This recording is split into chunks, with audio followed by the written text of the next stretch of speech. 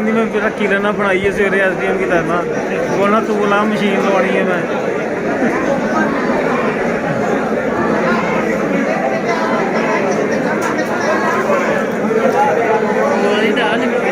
तो बैठने कैसी है बंदे चलो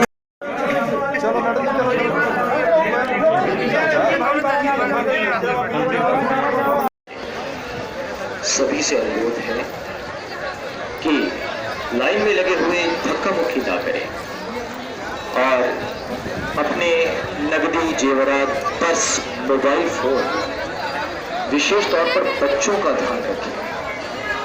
बच्चों का हाथ थामे रखें, बच्चों से नजर ना हटाएं। किसी भी वस्तु के व्यक्ति विशेष के गुम हो जाने पर खोया पाया केंद्र यानी कि अनाउंसमेंट काउंटर पर संपर्क करें।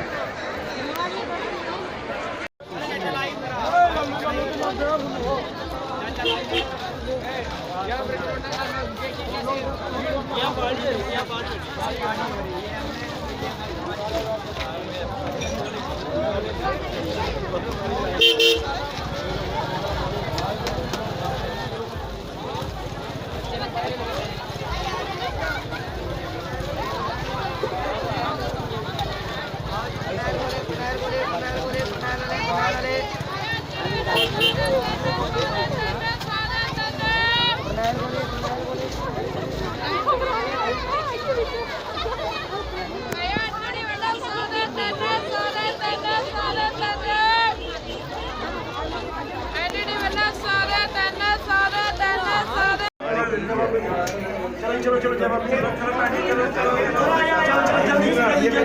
खोलो इसका जल्दी जल्दी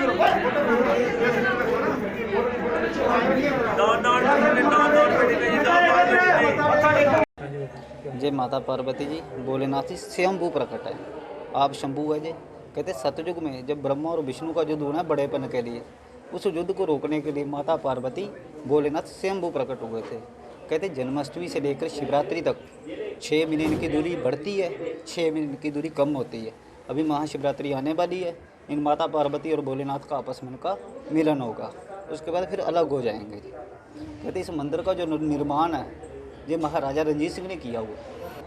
पहले ये काठगढ़, काठ लकड़ी का गढ़, जहाँ पहले जंगल हुआ करता था।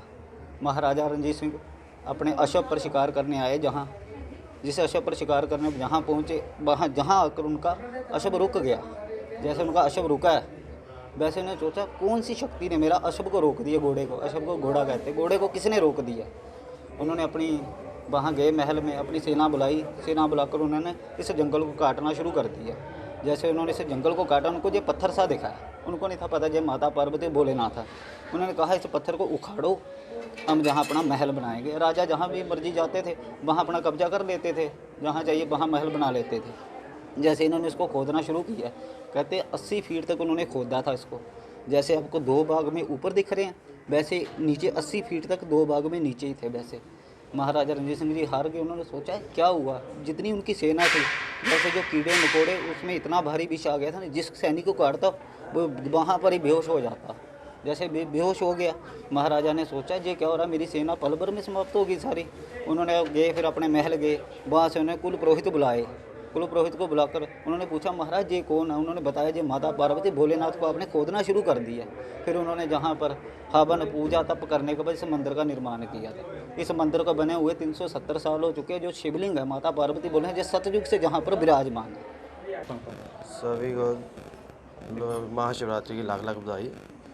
और ये स्वयंभू प्रकट अर्धनारीश्वर आगे माता पार्वती पीछे बोले शंकर जो जुड़ते हैं महाशिवरात्रि को। अभी तो धीरे धीरे जुड़ने हैं, जब शिवरात्रि वाली रात आएगी उस रात को जुड़ते हैं, मिलन होता है शिवरात्रि। ये मेला जो है ये शिवरात्रि पे बड़ी धूमधाम से मनाया जाता है। प्रबंधक सभा ने इसकी जो भागडोर है, जब से कमेटी बनाई है वो 30-35 साल हो गए हैं, तब से लेकर के आज तक इसकी प्रबंध व्यवस्था जो है वो सुधार सभा के पास है।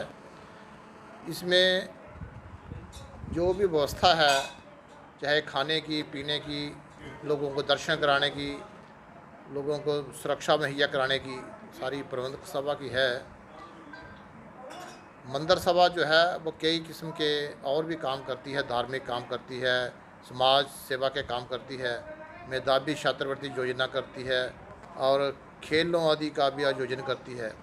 गरीब लड़कियों की शादी में भी मतलब उनको डोनेट करती है। ये सारे काम प्रबंधक सभा ने अपने हाथ में रखे हुए हैं। ये व्यवस्था जो है वो 10 से लेकर 12 तक चलेगी। उसके बाद भी मेला 5-7 दिन रहता है, लेकिन जो विधिवत जो मनाया जाता है वो 10 से लेकर 12 तक मनाया जाता है। पहले दिन आज जो ओपनिंग जो है वो डीसी साहब राकेश प्रजापति जी ने की है। कल जो है जहाँ पे प्रवचन आदि का कार्य से चलेगा, परसों इसकी क्लोजिंग जो है वो स्थानीय विधायक जो है हमारी माननीय रीता धमान जी वो करेंगी और ये मेला इसी तरीके से चलता रहेगा। श्रद्धालु भक्तों से जो मैं आह्वान करता हूँ कि जो भी इस पर्व में आए वो मास्क लगा कर आए और शांतिपूर्वक इस पर्व को मनाने में हमारा योगदान दे, ताकि लोग शांतिपूर्वक रह करके भगवान से अपनी आस्था की भीख मांग सकें। जय शंकर। कितनी संगत जो वहाँ पर इकट्ठी हुई? यहाँ पर जनता जो है इस साल तो थोड़ी कम आएगी कोरोना की वजह से, लेकिन पिछली जो शिवरात्रि होती रही हैं आज तक उसमें इन लैक्स में ही होता है।